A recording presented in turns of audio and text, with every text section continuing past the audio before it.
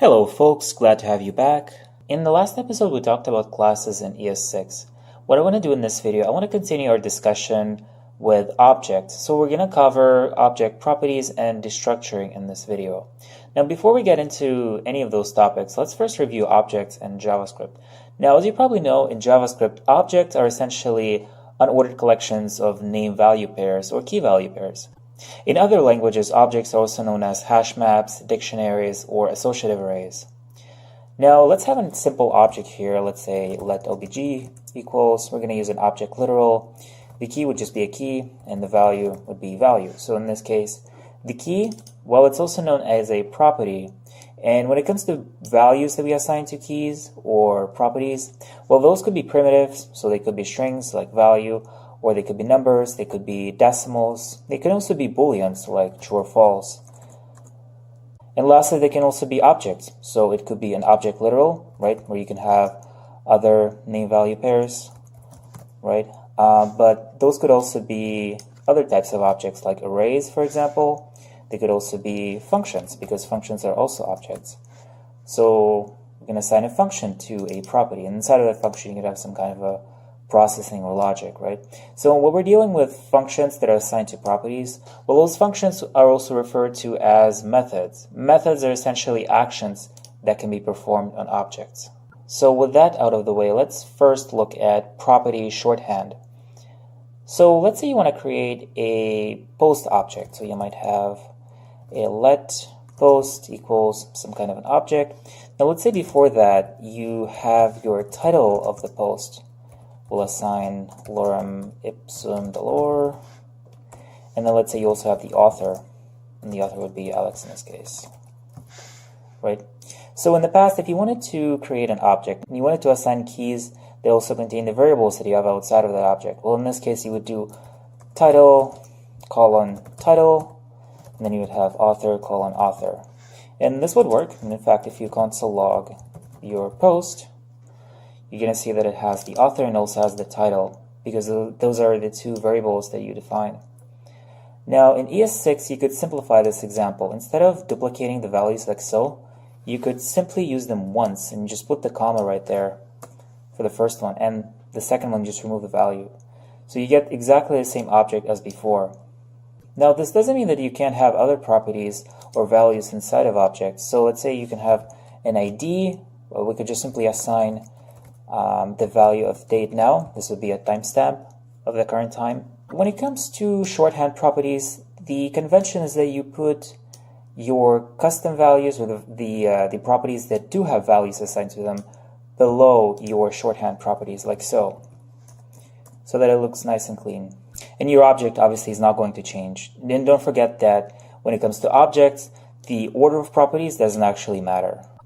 The other thing has to do with method properties. So like I showed you, properties could be primitives, they could be objects, and one of the types of objects is a function. So let's say you had a function on the post and you wanted to get the information about that post. So you might have a getInfo function. And in the past, in ES5, you could simply assign a function to it. So inside of that function, we could just simply return this title was written by, and then the author of the post. And so we could call the function getInfo like so, and we forgot to add a plus right there. But if you do that, you're going to see the output, the title was written by, and you have your author. Now in ES6 this could be simplified further, so you don't need the function keyword actually, so you can just leave it off. So you would just have the property name, the brackets, and the body of the function.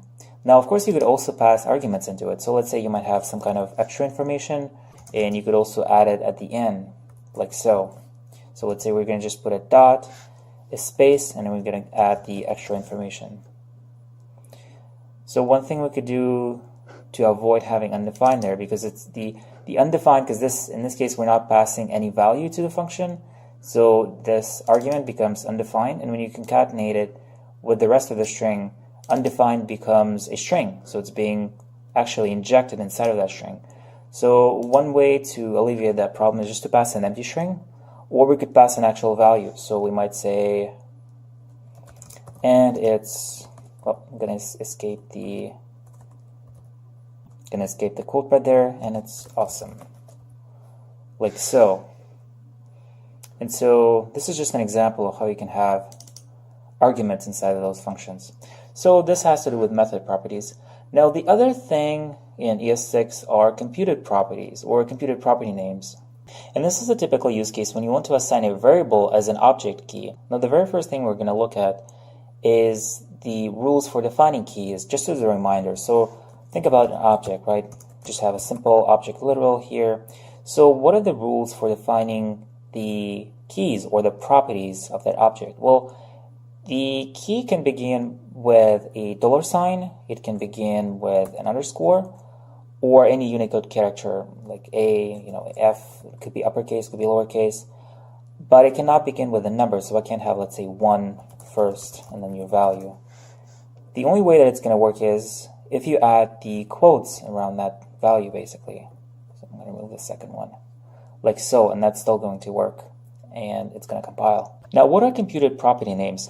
Well, let's say you wanted to apply some kind of animation, especially if you're using a jQuery UI library or something like that. Let's say you have a direction variable, and this might be top, this might be bottom, right or left, whatever. And let's say you wanted to create an animation object. So your animation object might look something like this. So using object literal here. The situation that you run into here, let's say I wanted to assign top to 15 pixels, but I didn't actually know what the direction was. So in this case, let's say this top might be, top, bottom, right, or left. So this is a direction, but I didn't know what it is, and I want to use the direction variable inside of the object. Well, it's kind of tricky with ES5, and I guess the only approach to do that would be to basically define an empty object first, and then you could do, animation.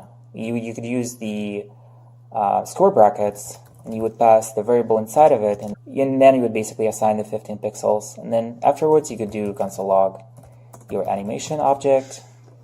We're going to clean up the rest of it, but basically, yeah, you're going to get the object with your top and your 15 pixels. Now in ES6 this could be simplified, so instead of doing that using the square brackets, we could simply use the square brackets inside of it and have the direction, and then afterwards you would assign the 15 pixels to it, like so. And then you could do console log animation, and you would basically get the same result as before. Now keep in mind, like I said, this direction does not necessarily have to be a string. This could just be, this could be an expression, right? So you could do some math inside of it, you could add other strings to it, and in fact you could also have a function inside of it. So let's say we want to define a function. I know it's sort of like a silly example, but just bear with me for a moment. So let's say that function returns the direction, so in this case it will be top. Well, in order to execute that function, you would wrap it with parentheses, and then lastly you would add the 2 parentheses as a function call. And of course you could extract that function inside an actual name function, either using a variable or using the function declaration. So in this case, you run this function, this anonymous function, and returns a top, and then you assign 15 pixels to it. So this is just an example that you could use strings, you could use expressions, or even function calls inside of your computed property names. Now let's move on to destructuring, which is also known as matching. So let's say you made an API call to your backend and you got some kind of a payload back. So let's say we have a payload object, and let's say inside of that payload object you have an ID, you might also have a name, it could be Joe Doe or something like that. Let's say you also have a token, some token, and maybe also you have a timestamp. We could just simply make a call to the date now function, like so. Let's do console log payload, gonna give us the payload object. Now let's say you got this object from your API call and you wanted to extract the token and maybe the timestamp from that payload. So in ES5 the only way to do so would be to basically extract those into variables using the dot notation. So you could do let token equals payload token, and you could also have your timestamp, which would be equal to payload.timestamp, right? And so afterwards you could just simply console log those. You console log your token and your timestamp, like so. And now, of course, you're going to get the values. Now, in ES6, this could be simplified. So instead of doing that, you could use the special notation using curly braces. So you can have your token and your timestamp, like so. And then you have your equal sign and you have your payload. So basically what this is going to do, it's going to extract the token and the timestamp from the payload. Now you got to be careful here because the variable names that you have right there, well, the compiler is basically going to look for those keys or those properties inside the payload object. So if you had something like payload token, right, and you wanted to console log that out, well, it's going to give you undefined, right, because there's no payload token on that object. There's a token.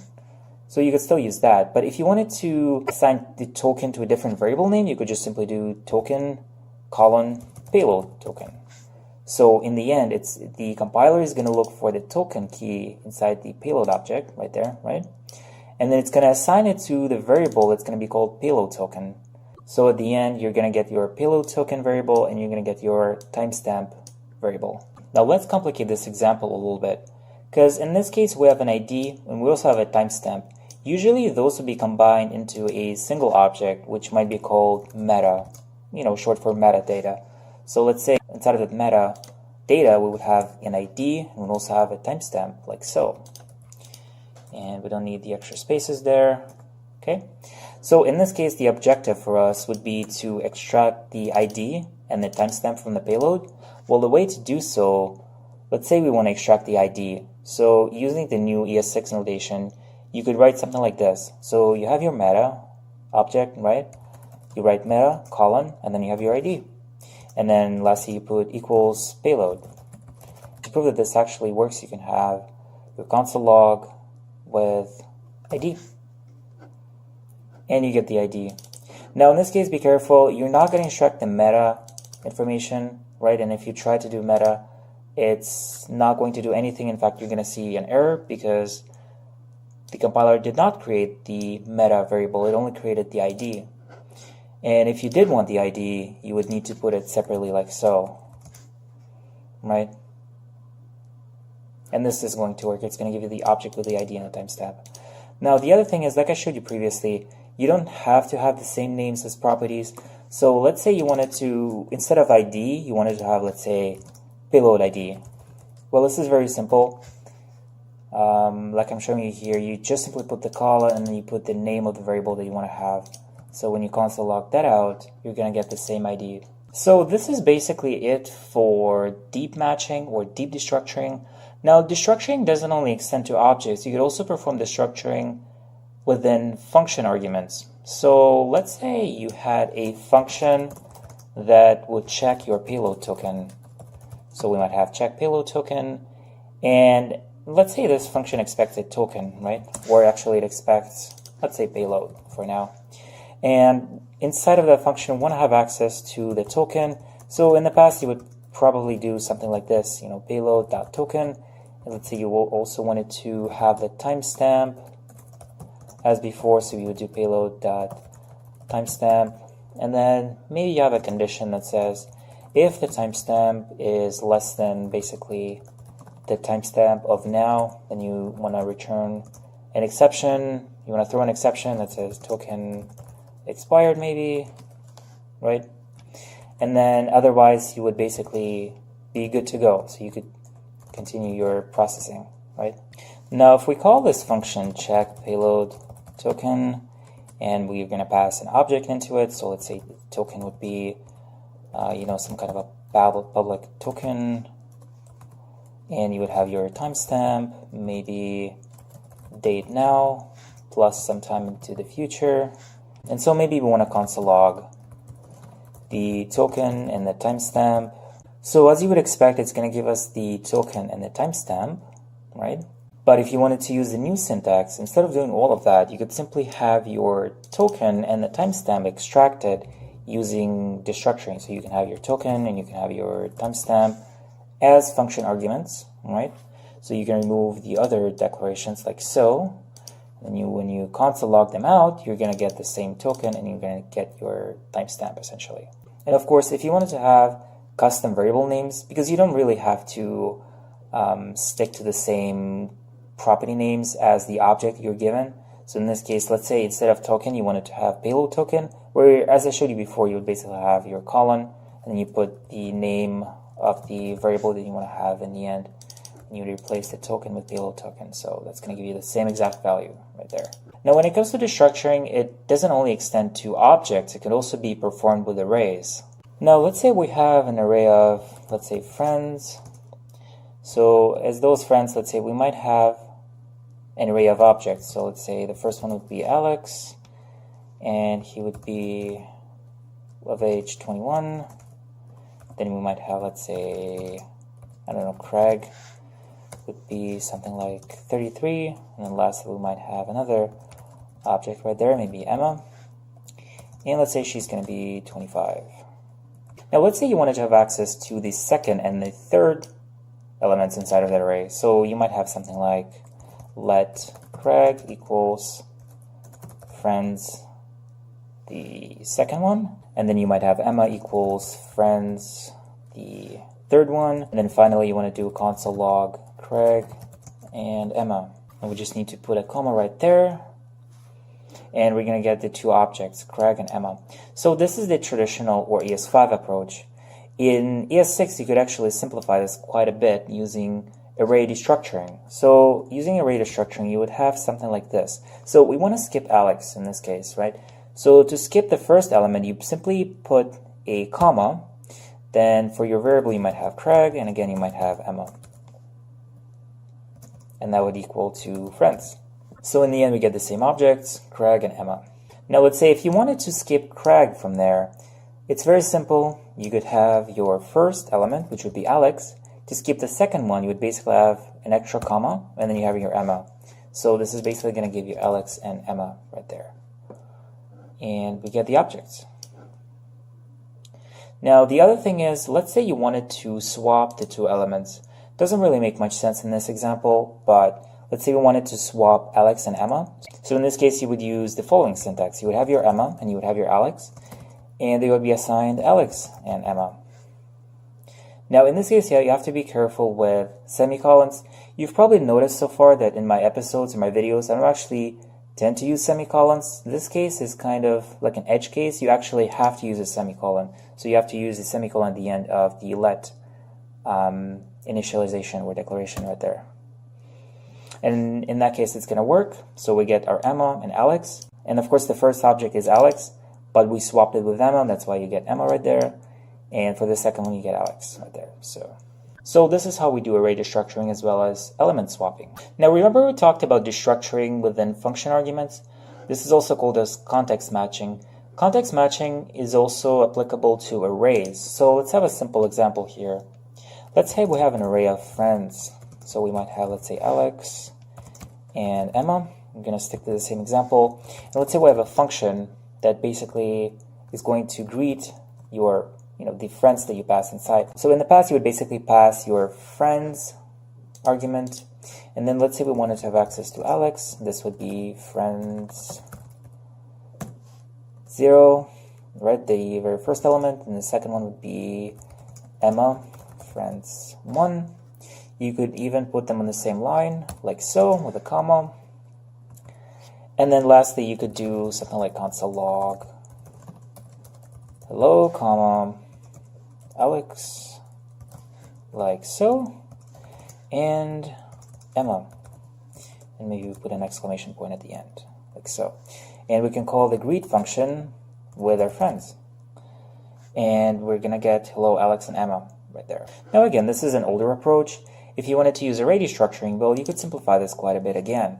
So instead of having your friends argument, you might have your Alex, right, and you might have your Emma as arguments. So in this case, you don't need to reinitialize them right there. So this is going to give us hello, Alex and Emma, the same result as before. Now, if you look at the previous example, we didn't actually have simple strings. We actually had objects. So let's imagine that instead of simple strings, we really actually had objects like before. So you might have an object with the name of Alex, and you might have an object with the name of Emma, right? So how do you deal with array destructuring in this case? Because we have our array elements, right? But they're actually objects, and that's why we're getting objects in there instead of actual names. Now, in order to destruct the objects in this case, you would also use the curly braces. So you might have your Alex and you might have your Emma. Now, in this case, of course, it's going to give us undefined, right? Because it's going to try, the compiler is going to try to look for the Alex property, but we don't have any Alex property on this first object, right? Because we have a name. So we could use a name for sure. And then we could use the name in the second case. Now, what do we do with the second one? Because the second object also has a name property, right? We can't actually use a name because the two variables are going to collide. So that's not the ideal scenario. So what we might do is we might use a name, a custom name for that variable. So again, we'll use name, colon, and maybe Alex. Or you could also say, Alex's name, for example. And for the second object, for Emma, you could do name, colon, Emma's name. And then you would replace those. And then in the end, you get the exact same result as before. So this is how you would do, more advanced destructuring when you have an array and you have objects inside of the array. That's sort of like an edge case. Usually you have your destructuring, which deals with arrays or objects exclusively. But it's always good to know how to deal with a more advanced use case. So this is pretty much it for this lesson. So as a reminder, we talked about shorthand properties, shorthand methods, we talked about computed names, and we also touched upon destructuring of objects, as well as destructuring of arrays. This is it for this lesson. Thanks a lot for checking it out, and I'm going to see you in the next episode.